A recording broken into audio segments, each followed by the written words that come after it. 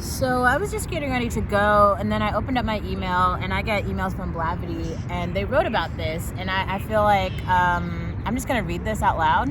Let's talk about the sexual abuse of black boys. A clip of D. Ray Davis discussing his first sexual experiences as an 11-year-old boy recently circulated on the internet.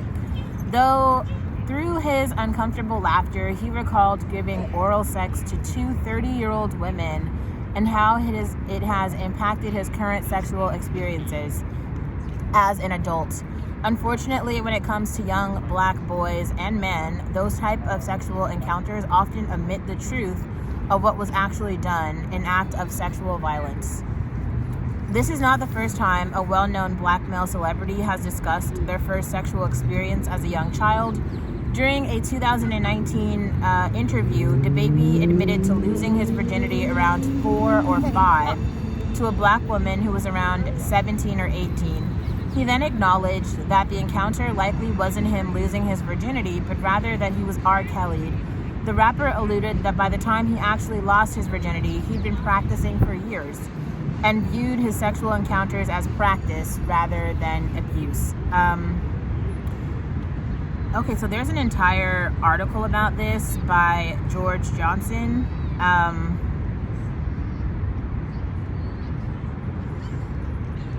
I'll read this entire thing when I get home. Actually, I mean, we're here. Well, I have the time.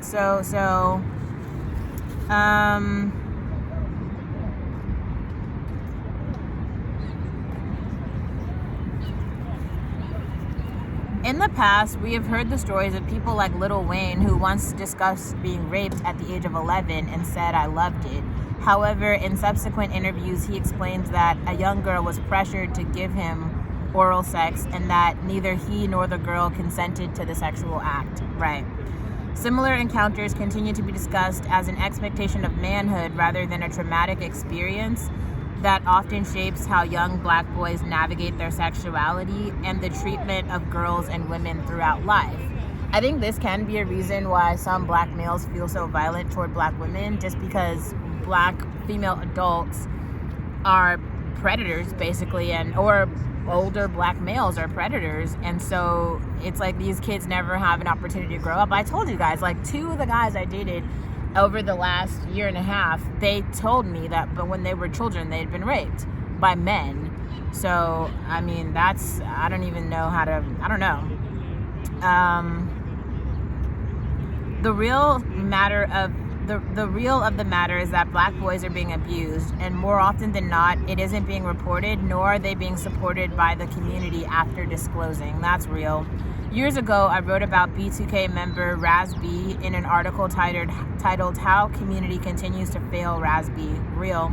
Throughout the article, I discussed the various attempts by Raz B to confront his abuser, often being left even more victimized, while his male abuser continued to prosper. I didn't even hear about that at all. The incident also sparked a conversation about how men who are abused by other men are deemed weak or emasculated. That's real. There's an underlying notion to masculinity and patriarchy that one's manhood is achieved through sexual conquest of women, with their manhood being weakened if the abuse was by a man. Look no further than the years-long argument over Bootsy's interview when he revealed that he hired a sex worker to give oral sex to his 12-year-old son and 13-year-old nephews. At the time, the rapper defended his actions and describes the incident as training for their entry to manhood. If Bootsy is a man, call me a lesbian, because, yeah, right. Of course, the counter argument was that if he had done this to his daughter, there would be no question of the severity of his actions. However, because it was young black boys, the continuation of the belief that one's manhood is solidified through sexual conquest was further cemented. Even when we look at the national statistics on sexual abuse, it is reported that 1 in 53 boys under the age of 18 has experienced sexual abuse or assault by an adult, according to a study by the Rape, Abuse, and Incest National Network, RAIN. However, the numbers could be underreported. In 2019, another study also examined child rape laws in 40 countries and found that just under half lacked legal protection for boys, according to The Guardian.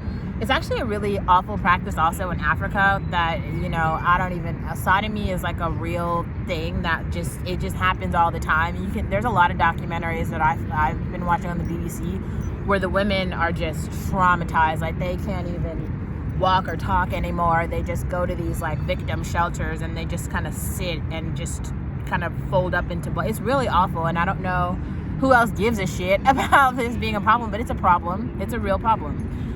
For boys, sex is seen as a rite of passage. We have seen tons of videos by young boys slapping the behinds of grown women and being called ladies' men. But boys aren't allowed to be victims because sex with a woman is glorified. However, no one is considering the trauma that this is causing them and how these encounters are forming their views while emboldening misogyny and homophobia. That's real. Masculinity and manhood are not worth the destruction of black boys' lives. Thank you. If you are not enabled a proper childhood and an opportunity to grow, and if you are not given proper therapy for the trauma that you have experienced, you will not form into a full functioning adult. Boosie is not a fully functioning adult. Lil Wayne isn't either. They need a lot of therapy, and they're just like pseudo functioning adults. It's very weird. I can only hope that one day we take the story similar to D. Ray Davis's experience and so many others seriously. I hope that we protect young black boys from the sexual violence that so many in our community continue to laugh off as an unofficial rite of passage. I'm telling you, that's all shit that comes from prison, because that's what gay people in prison do. And they think it's funny. It's not. It's violence. It's literal violence. Like, I'm not making fun of the homophobic, the gay community. I'm saying that people in prison, I know people in prison who have experienced rape. It's not funny. Like, a lot of it is about dominance, and it's like if you're in prison with men and you like to fuck men and you don't have it's a power struggle. Rape is a power struggle, and men are raped to you, and it's awful. It's awful for everybody. Rape is awful. I can only hope that young black boys have a village that supports them and that they can find healing from their traumatic past. We can no longer allow another generation of black boys to be harmed through sexual violence. Now is the time for us to heal and make a cultural change. I agree with everything that is being said there. I too, if you are a victim of any sort of trauma, including sexual abuse, traumatic vocal abuse, friendship abuse, whatever sort of abuse that you have experienced, it's real. Fuck your abuser, and if your community doesn't care, that is not your community, you should exit. Those are not your people. There are people in the world who care.